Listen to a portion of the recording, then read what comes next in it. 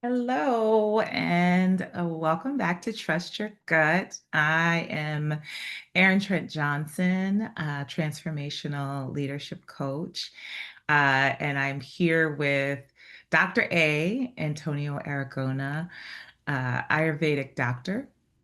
And we are excited to be in conversation with you for our May edition of the Trust Your Gut podcast.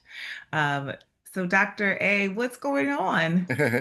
Good morning. Yes, it's good to be back. Always good to be here and share this wealth of infinite knowledge from Ayurveda and its timelessness and all that it's done for thousands of years. Um, I'm figuring that the conversation topic today will start with this particular shloka, and we'll just kind of like leap from there.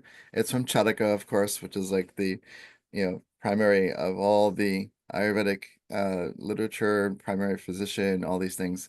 Um, so there's this shloka in Charaka Sutrastan that says, it's titled "The Importance of Vigilance and Self-Care," and the shloka goes.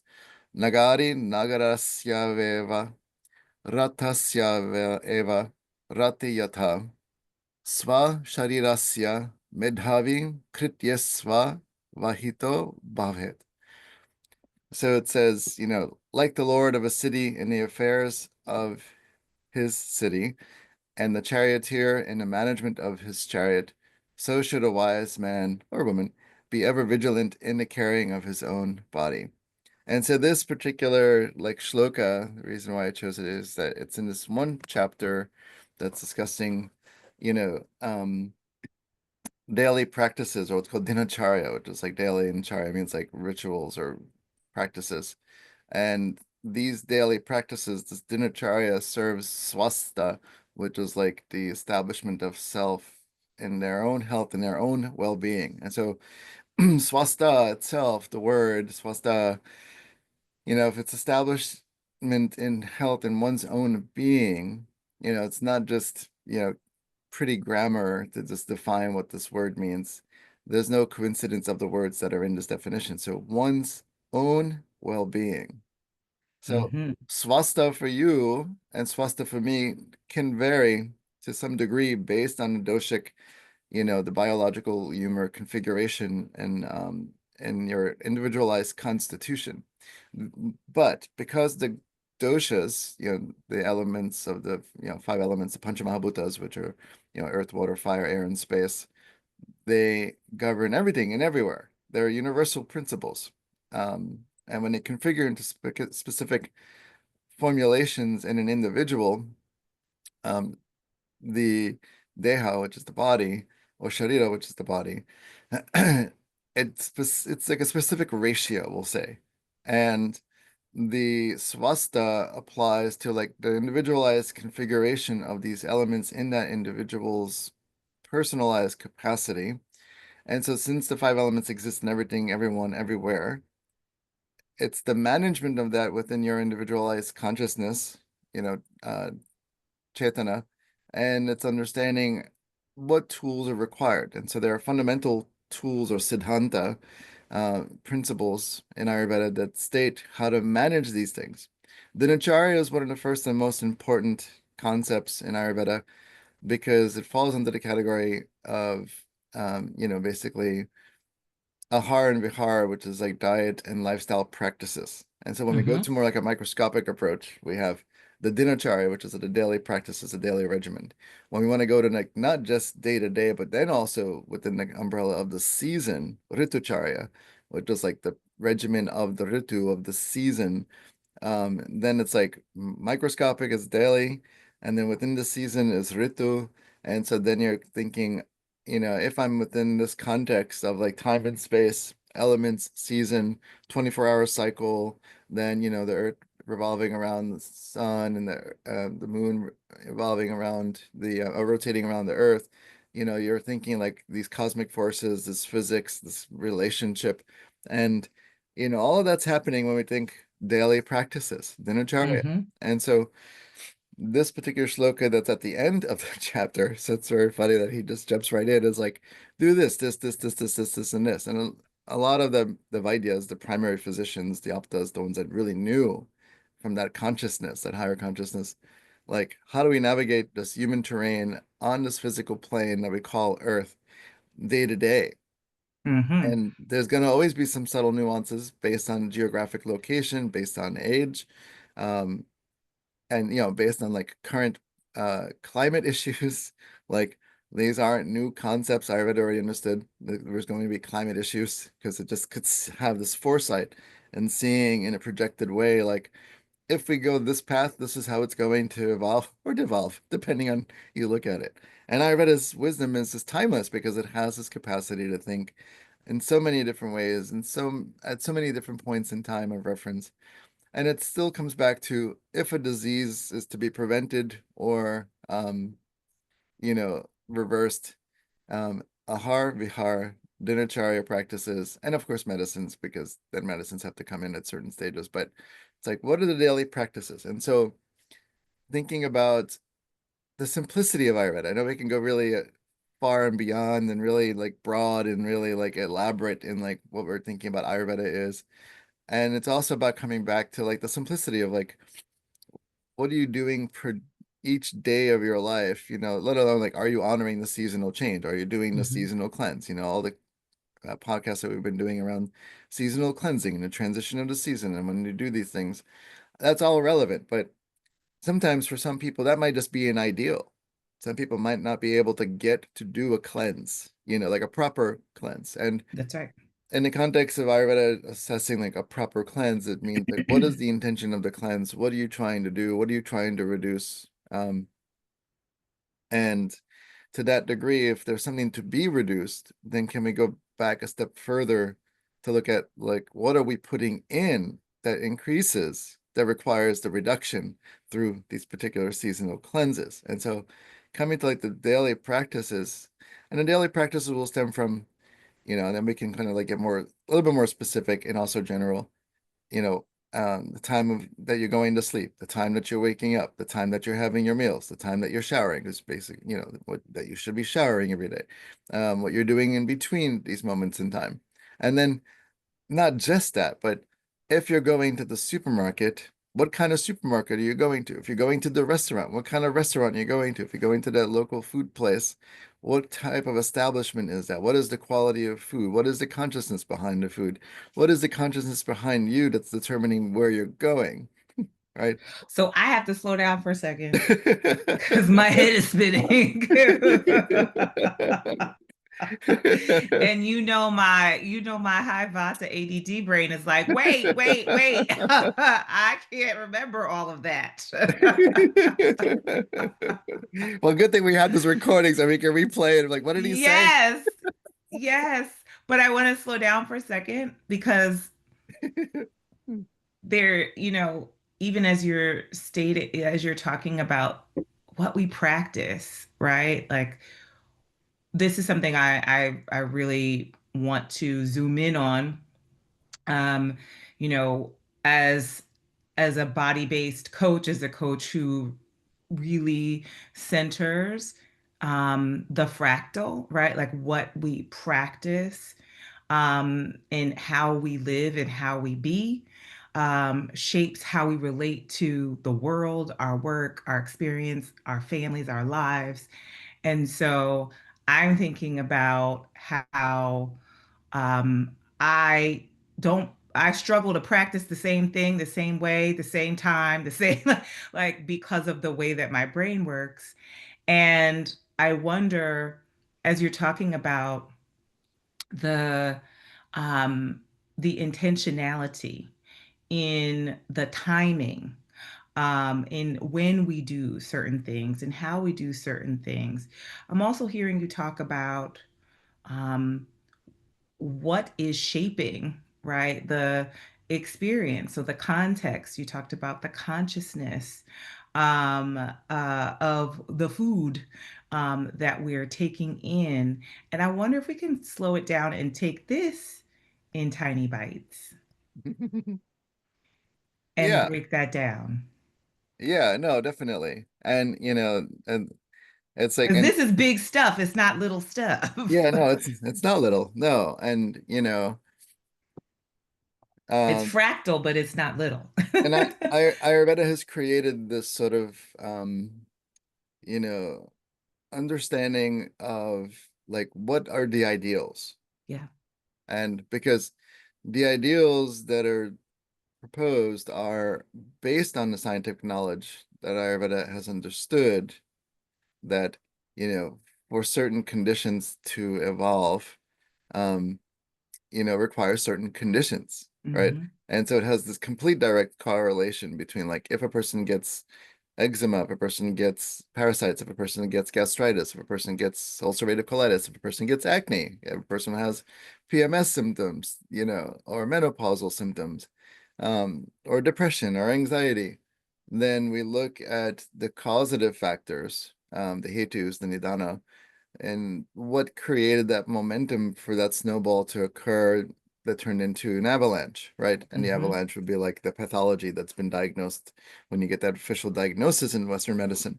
Hmm. The diagnosis doesn't necessarily come out of nowhere. It's sort of like it started to flurry, the flurry turned into snow, snow turned into the blizzard, blizzard turned into, accumulating so much momentum that it's creating from a snowball to like an avalanche.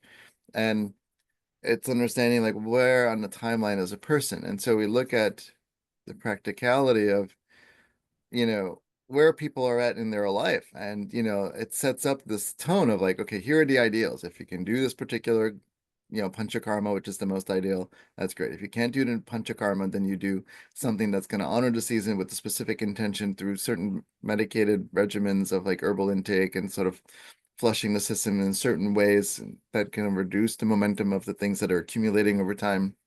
If you Hmm. can't do that, then what medicines can you put in place every day that just kind of like mitigate or that supplement and or sort of maintain or like we try to like see where a person's at. So in saying that, it's like, should we be eating more foods that aren't as contaminated with like pesticides and herbicides that have been manufactured in a laboratory that can cause harm? That's ideal. But then we say, we know in today's economy, at least in the US, not so much in Europe because they have a flip understanding and they don't really put artificial colors and flavors and things called natural anything. It's basically illegal in a lot of Hmm. countries to even put anything. Like if you're not transparent with the ingredients, it's illegal. Like why isn't the US that's supposed to be this country of like, you know, the um the lighthouse. The lighthouse is dim, you know, and and that's a whole different realm of discussion. So how can we get access to that healthier food when it costs more to eat healthy? That's right. And it's like many, many, many years ago when I was starting out as an Ayurvedist, I had a friend and patient that was working one of the local farms, and he had this brilliant idea. And unfortunately, it didn't transpire because then his vata took him off like a kite flying. But he proposed this idea. We talked about it a couple of times, and his intention was, how can we go to places like North Philly and Kensington to have them have an understanding of like how to think more smartly when they go shopping within the limited resources that they have.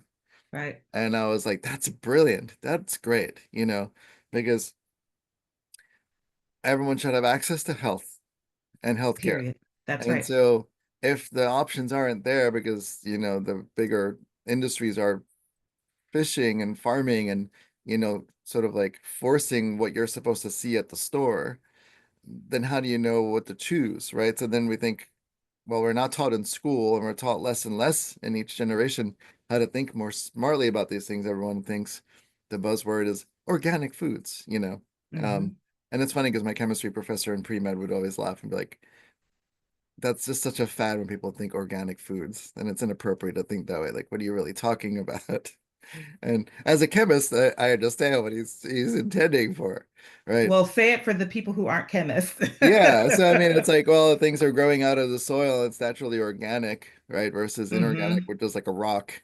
Um, Okay. Yes. but to the degree of what is used in common day-to-day conversations, like organic foods, what you're meaning is food that hasn't been adulterated, genetically modified, influenced by herbal pesticides, and insecticides, and growth hormones that are influencing the chemistry in a whole different reality of things. Hmm. And so that's sort of like in the organic vegetarian movement, that's what we're implying from the standpoint of like scientists and chemists, and that's what they're defining, and it's like understanding like what are we really talking about in this realm of things, right? What are we really trying to intend here? And so unadulterated food, and so it's hard when you go to local supermarkets, you know, you find that small tiny section that's like organic carrots. What does that really mean? Versus you don't see the word organic, and what are you thinking you're taking in? And so And I again, want to pause you for a second because there's two things there. When you see organic and then you see not, and then you just see regular, you also see a cheaper price for regular. yep. And sometimes, though, very rarely, and I haven't figured out why, sometimes the organic option is cheaper, and that usually Mhm. is only in Whole Foods, whole paycheck. And so there's um, a larger systemic structural challenge here that is beyond choice, individual choices, right? Which we're both agreeing, aware Mhm. of, and that you actually have to have a grocery store in your neighborhood, first of all, in the first Mhm. place, that has produce, period, let alone organic. So what you're talking about is also something that's like limited to certain communities and neighborhoods um, as well. But so I just want to name that. But even coming back to, okay, I'm going to make these choices, I'm making a price choice. Yeah, If yeah, the yeah. choice is even available to me, Yep. I'm making a price choice. I have access to enough resources to choose organic. I may choose fewer items, Hmm. but I can choose financially, I can choose an organic item. And I'm even looking at, well, these carrots, what could really be the big difference between, because these carrots are 129 and these carrots are 179. And in my brain, that 50 cents matters. Hmm. Yeah, yeah, of course. Definitely. And and everyone, is trying to price shop because, unless you're a millionaire or billionaire and you're like, doesn't matter. Like you're gonna think, nickels, pennies, and dimes, although Hmm. pennies aren't existing anymore after January, but which is fine because it makes sense finally to get rid of it. But um and so nonetheless it's thinking, what can I put into my system that's gonna have a little bit more of an impact based on where I'm at, right? And some may view the capacity to be able to afford or make the affordance of that thing that's a little bit more money, thinking like the long term, it's like, do I pay copays on medicines and like, procedures in hospitals, or do I pay a little bit more in my day to day? Because one way or another, it's going to get me, but what will I'll get me the get you. worst, right? And That so, math, though, that you're just talking about, that calculus, oh man, and it's astronomical. it's astronomical. And when you are making that decision between the 129 and the 150 or the 179, you likely are not thinking about the copay. Like that's a math that you do, that's a math that I now do. Hmm. But that if it's broken down that simply, like if there's a sign over the produce section that says this pathway to Yeah. multiple copays a month, to multiple specialists a month for multiple unexplained unwellness a month for the rest of your life, or disease or shorter life. Like if you see the through line and it's written down, then I could make an informed decision. Yeah. Maybe. But Yeah. the information is there. So I just want to like bring that back too, that even that math is not everybody's math. Yeah, no, no. And the interesting thing is some people don't even have access to that math because they've been living the lifestyle of eating that a hard diet that Yes. doesn't have the intelligence that that creates a fortitude in the cellular matrix of the physiology to make that decision. Yes. Yes. Come on. Come on. Back to the root. Back to the root. And I can tell you, I want to say this as someone who has um, always had access to healthy food in my whole entire life, and parents who we were the black family vegetarians, so we ate different, right, Mhm. than what was culturally believed our family would be eating in the 80s and 90s. And When I go to my cousin's house and they'd be like, well, they eat different, right? And that's Yeah. culturally Yeah. something, but there were choices that my parents made for us based on the available information to them, and they studied a lot, I think a lot, Mhm. about making healthy options, healthy choices, and yet and still, um, as someone who has been very educated and very knowledgeable, um, when my hormones are shifting and I am feeling the weight of brain fog, or I am feeling lethargic, I want the thing that's going to feel good. As Yeah. someone who has lived most of her life, right? I lived most of my life unaware of my neurotype and my high vata ADD brain, not knowing that I was constantly seeking dopamine and feeding that.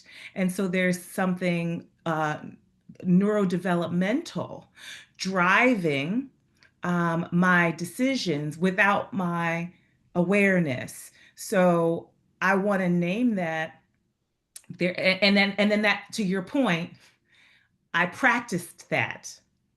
So it became habituated. It Mhm. became a part of my experience, and something that I built up.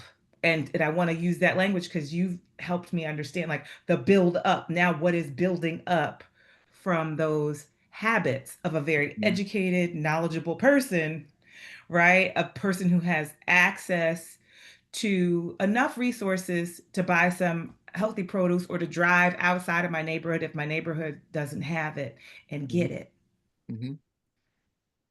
Yeah, and it's like what tools can you be given? Because especially in current curriculum of education, you're minimally getting access to these things. Mm-hmm. I mean, Mm-hmm. back in the day, at least, you know, when I was in elementary school, they had that little like um sort of it wasn't necessarily, it was kind of an experiment. It was a pseudo experiment where they were like, take these little capsules after you brush your teeth and put it in your mouth and see whatever is left over as pink of what wasn't brushed properly. And so Oh, interesting. and it was like, oh, because it's encouraged, like you should be brushing every day, and this is how you should be brushing. And so it was these little Now I cute want to know what was in those capsules because that was I not don't in my know. school. And I'm like, did they?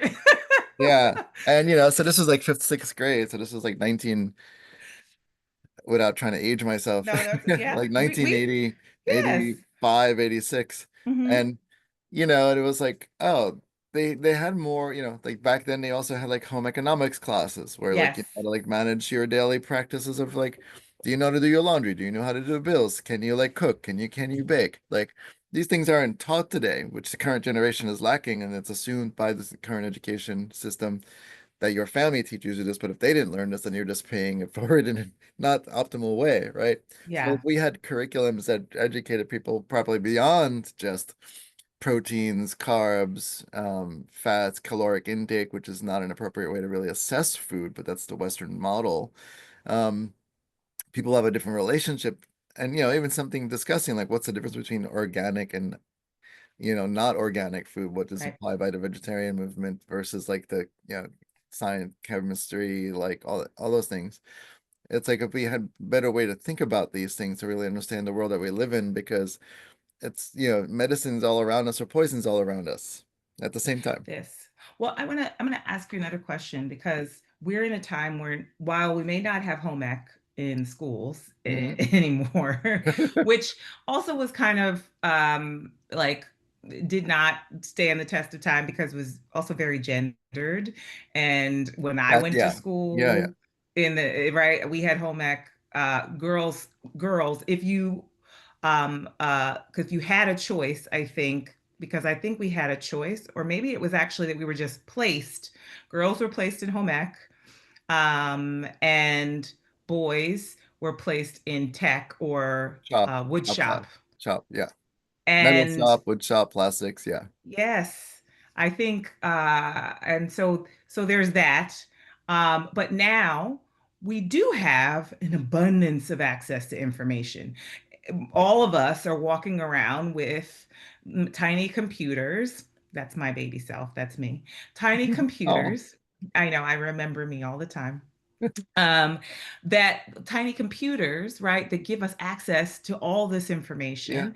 And then we go online and the algorithms pick up that we're interested in keto, or we Hmm. have chronic such and such, right? Oh, this person has IBS. And now we're going to get all of the information coming to us about all the ways that we can address, irritable bowel syndrome, Yeah. or some form of unexplained illness or unwellness. Hmm. Um, and so we have folks who, all of us, are trying to discern and decipher, like, well, what plan should I be doing? Or, oh, I should be doing intermittent fasting.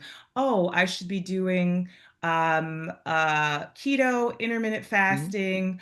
I need to change my sleep routine. How do I change my sleep routine? I need this specific alarm clock because the sunrise alarm clock is going to help me wake up. Now I have all these gadgets. Now I have all these. This is how things Yeah. get to me, by the way, because I definitely will go down all the rabbit holes. And so I want to come back to your point about the simplification and also one's own well-being. Hmm. Yeah. And I'm Swasta. just curious. Yeah, I'm Yeah. curious how you're And this is hearing the this. thing, right? There's the oversaturation of information that creates more confusion than it's ever really created before. And, you know, so without some sort of anchorage to properly navigate, there's going to be more confusion, which then this opposite end of the spectrum. So that's a Rajasic type of quality in Ayurveda, which is like a chaotic energy. Mm-hmm. You have the inertia or the dullness, which becomes the tamasic side of things. And so there's vacillation from like Rajas to tamas, overstimulation, then I'm exhausted, then I can't see clearly, and then you're just going back and forth on the pendulum where you can see things clearly. And when you're in a place of seeing things clearly, you make better choices, and that's more of the sattvic place, which is a place in between, which is like, yeah, I know this is a lot of noise. I don't need to look at this. And oh, I know Mm-hmm. I'm feeling sort of like heavy, so I need to get this moving so that I can get the momentum properly. And so you're navigating from a different place and time and space, and each individual has to navigate understanding, from the basics. If you're feeling overwhelmed, then you take a step back. You need to just Mm-hmm. stop it all, like just take a pause and let it go. But a lot of people already pulled in that vortex, and it's created like this dopamine cortisol stimulation. And then there's an addiction process that happens on a subconscious level. So you can't put that phone down. You can't stop looking at the TV. You can't stop looking at the news. You have to wake up watching, CNN kind of crazy noise, or you have to wake up at like 7 in the morning and, um, blast that music that's just so chaotic, right? I mean, sometimes Mm-hmm. when I'm going to the gym at like 6:40 in the morning or 6:30 in the morning, and there's that car that's blasting whatever, I just count it as noise. I'm like, Mm-hmm. how do you start your day with that much noise? And I Mm-hmm. understand also that people that need to have the TV on or the radio on or something talking in the background constantly means you can't be in an alone, quiet space because you hear too much noise in your head. So you need something to muffle that sound by putting something outside of you. Like this again goes to that Rajas and Thomas back and forth. And so like Yes. then you're just on this pendulum. And so what brings us back to the present moment in simplistic way is disease. I'm not sleeping well. Yes. I'm having, you know, um, painful urination, or I am, constipated, or when I have bowel movements, they're very loose and I might bleed sometimes. Like these aren't things to just neglect. These are things that the body is trying to convey to get your attention because the body Yes. only really operates through pleasure and pain. And, each one in an extreme can cause pain. Too much pleasure can Yes. cause pain. Too much pain can cause pain. And then it's like, how big do you need the signs to be before you're like, oh, something's not right here? And so we try to prevent that in Ayurveda, Nidana Parivarjana, which is like prevention of the ideologies or causes through negating the causes. understanding what is causing this, let's negate this. But everyone's stuck on something. Everyone has something they're stuck on because this is just the human condition. Condition requires conditions for its maintenance and its health or disease, right? To maintain So a I want to, disease, oh, no, please say it. yeah, Say to it. To maintain a maintain a disease disease. requires certain conditions. To maintain health This. requires certain conditions. So I have to pause you there. I have to pause you because come on, when you drop the pearl, like we got to go deeper. To maintain disease, what are we practicing to maintain disease? And what emerged for me, well, first was damn, I know what's wrong with me. And not what's wrong with me. I should say this. And you know, we have the relationship where I can say, "Oh, Dr. A, this is the thing I haven't been telling you." What have I been practicing to Yeah. maintain disease? And I think what just showed up for me, this often comes up for me in coaching with coach partners and clients, is a part.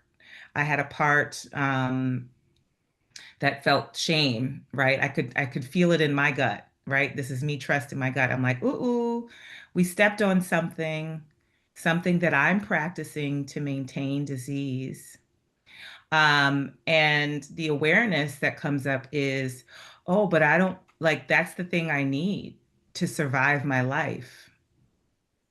Right. And so I just Mhm. have to say that to slow down that um, sometimes in the practicing of patterns, right, of dis-ease, the practicing and the maintenance of dis-ease, um, there may be parts of us that feel like I have to keep this practice, right? I have to keep this practice Mhm. because it's how I am surviving.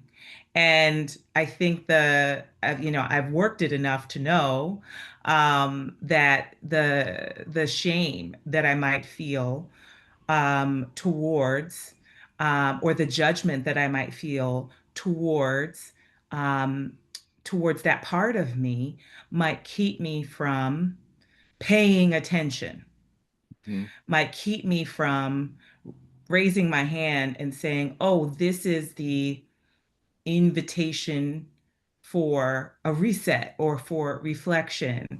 And as you were naming the Rogerson Thomas pendulum of disease maintenance, the dopamine cortisol cycle, I saw like a Ferris wheel, but I know it's more of a hamster wheel. Mhm. I needed to slow that down because I know in my body, and there's activation here that I'm paying attention to.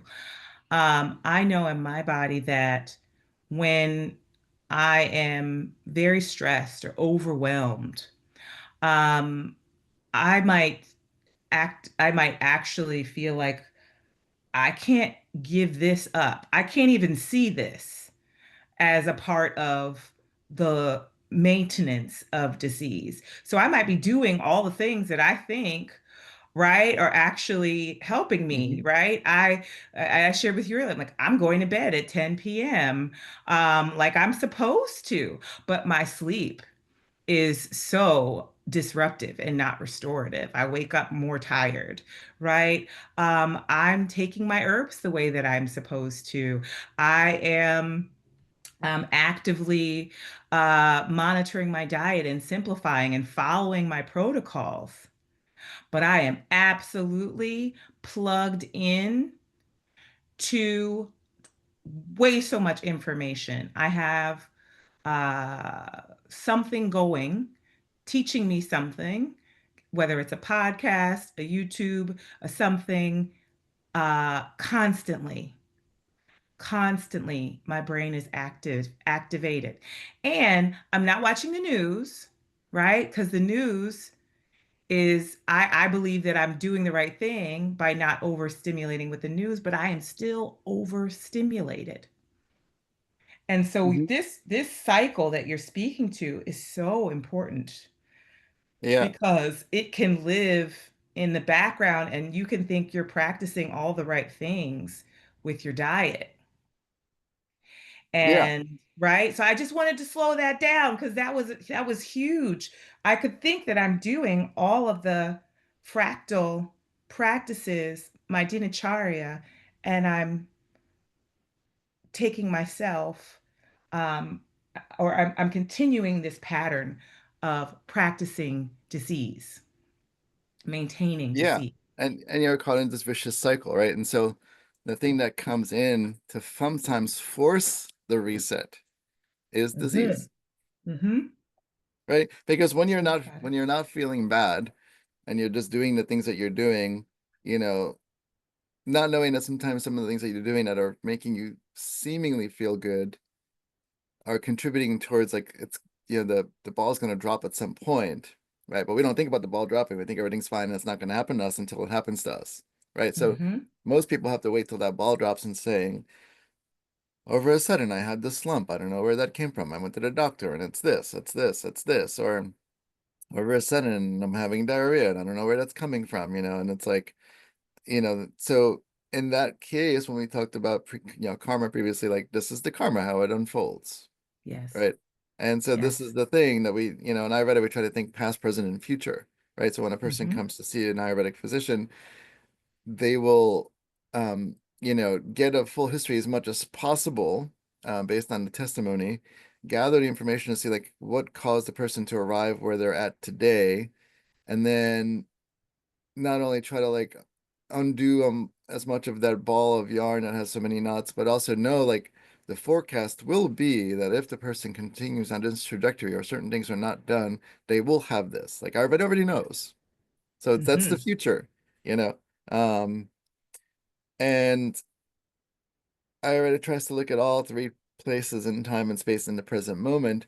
And again, it's also like, well, the person can't maintain this long term to prevent this bigger thing. Let's try to at least get them out of the hole for now and set them on their way with whatever tools they can to navigate until the next time that they can come back, right? So it's like the ideal is to ongoingly see someone to get you out of that place, to get you in a good place so that you can just navigate life more easily with more tools going.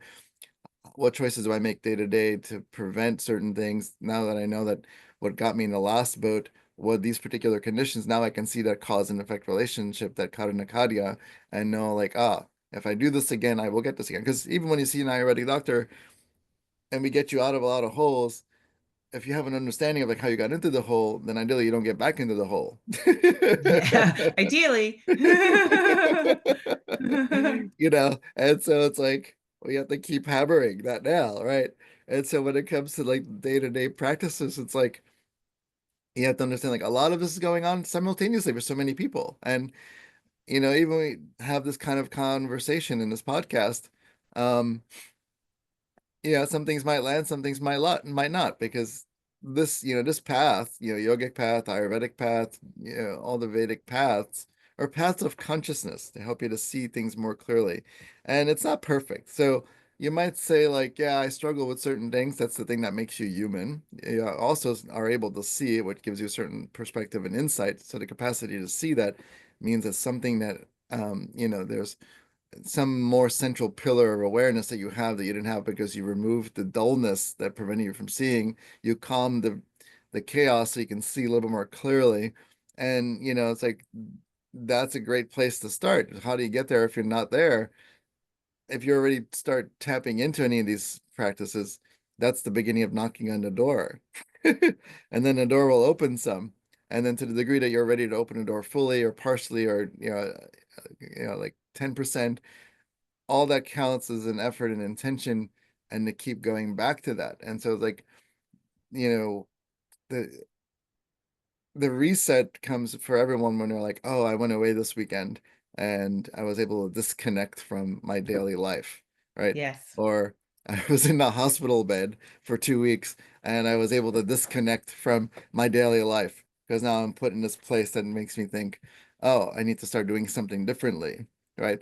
So That. whichever way consciousness comes, it will come because it's relentless. And if it doesn't come in this life, it will come in the next life because it's relentless. It's going to, you know. This is it's Um, I want to say that I think the I was thinking of how this is quantum care, right? Like this yeah, is as you were talking about the timelines and what's emerging for me also is the second law of thermodynamics and entropy. Hmm. And I have a great teacher who often brings this law of thermodynamics into play as we think about change, Hmm. and specifically as we're thinking about how we activate change with this awareness. Yeah. Um, and so I'm curious, as we're closing out, what would be your, I guess, what's coming up for you? Because I'm thinking about like the takeaways around starting a dinacharya, but I think I'm also curious about how when your body gets your attention and you decide to pay attention, if Hmm. you decide to pay attention, as we said, because if not, it's going to keep coming back in this lifetime or the next.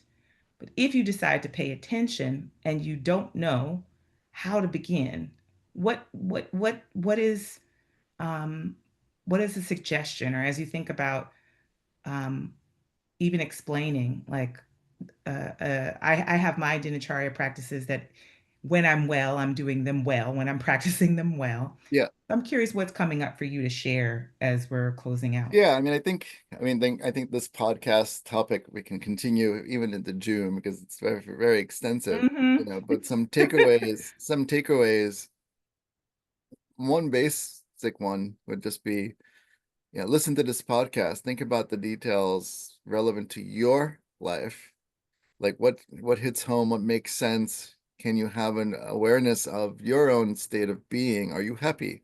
Are you healthy? Are you struggling? What are you struggling with? Is it digestive issues? Is it sleep issues? Is it depression? Is it anxiety? Like start creating like a list or like just note down for yourself so you can see like on paper. Yeah. Because if it's not on paper from your own creative exercise, it'll be on paper when you're getting labs done, That's right. right?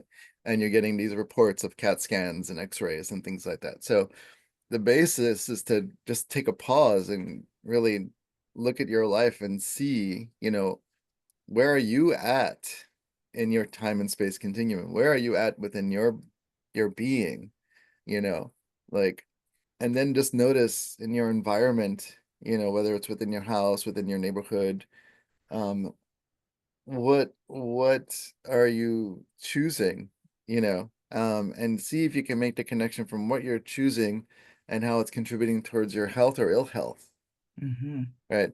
And just kind of go from there. Like just slow down for a minute and take a pause. And it's like if you're going away for a weekend, put your phone down.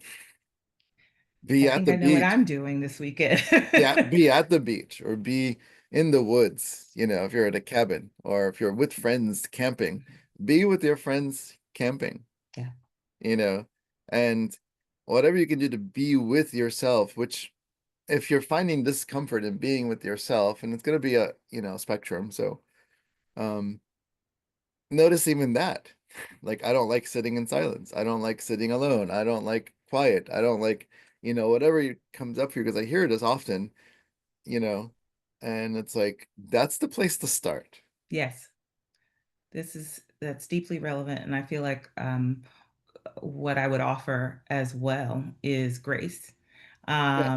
And in that, just as you said, that's the place to start, that alone is more than enough. Just to, right, before I say, oh, I'm going to create this whole new life plan, or I'm going to create this whole new diet, this whole new Mm-hmm. routine, you know, being with your experience is Yeah. enough, because Yeah. part of the challenge is often these patterns that maintain disease are in place because of a desire to not be with, Yeah. right? And so, as I wrote down from my own personal experience, um, your body is trying to get your attention. Mm-hmm. And then the part that spoke back was, but I don't want to feel my life right now. Mm-hmm. Yeah. Just listening to that part, oh, and offering some compassionate attention. Enough. Yeah. That's And it, enough and right it's like if you there. don't want to feel your life right now, then do you want to feel death? And if There, right.